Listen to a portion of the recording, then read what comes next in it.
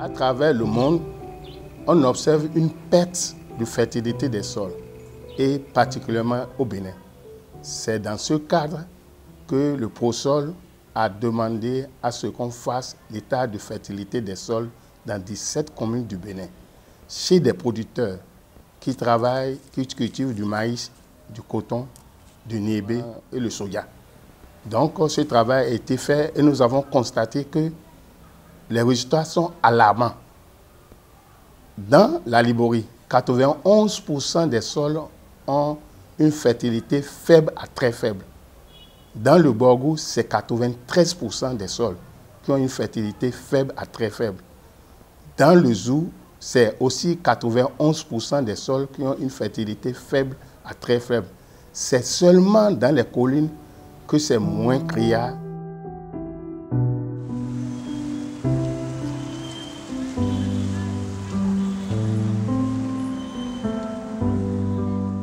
Et parlant des défis liés à l'intégration de la gestion du droit de terre dans la politique agricole, il faut indiquer que c'est une thématique que nous avons essayé de prendre en compte déjà dans la politique du secteur agricole, même qui est le plan stratégique de développement du secteur agricole qui a été récemment adopté en novembre dernier par le gouvernement. Dans ce document, nous avons fait l'essentiel, y consacrer des espaces importants pour définir les orientations majeures en termes de gestion durable des terres. Mais ça ne suffit pas. Il faut que dans les politiques opérationnelles, cette thématique soit bien suffisamment détaillée et tracée. C'est pour cela que, lors de l'élaboration du plan d'action environnementale du secteur agricole, les grandes orientations qui ont été formulées dans le PSDSA seront revues et préciser les détails qui sont en la matière. Mais également, au niveau, les réformes du secteur agricole ont permis de créer 7 pôles de développement agricole. Et c'est à ce niveau également qu'il faut vraiment faire un travail d'intégration approfondi, parce que c'est au sein des pôles de développement agricole que la question de la gestion durable des terres devra être prise en compte pour essayer d'améliorer la fertilité des sols telle que nous l'envisageons.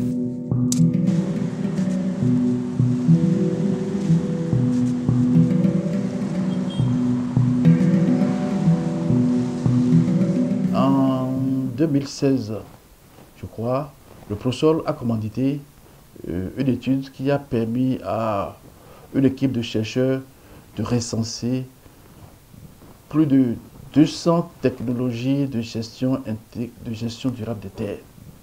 Donc, cette technologie, à mon avis, doit être mise à la disposition du ministère de l'Agriculture, de l'Élevage et de la Pêche.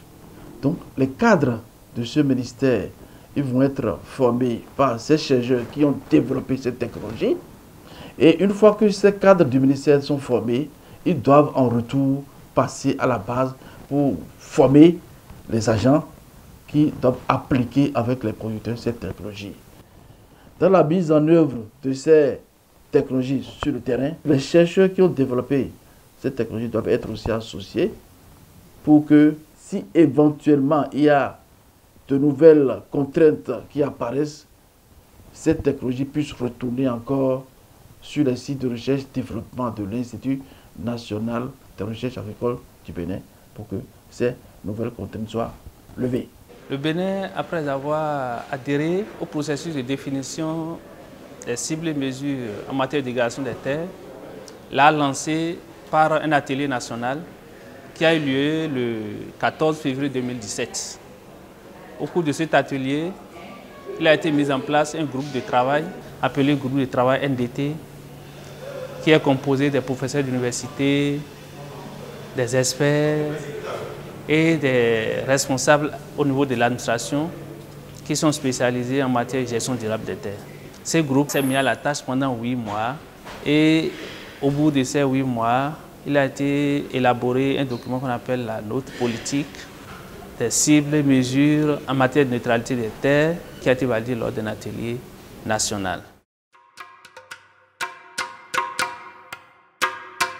Il va falloir maintenant s'assurer de l'arrimage de tous les projets qui vont se mettre en œuvre sur le territoire national par rapport au plan d'action que nous sommes en train de définir, que le gouvernement va adopter et qui sera mis en œuvre pour la mobilisation des ressources. En parlant de mobilisation des ressources, il va falloir mobiliser aussi bien les ressources nationales que les ressources internationales. Donc, dans le cadre des ressources nationales, nous avons le Fonds vert climat qui mobilise déjà les écotas.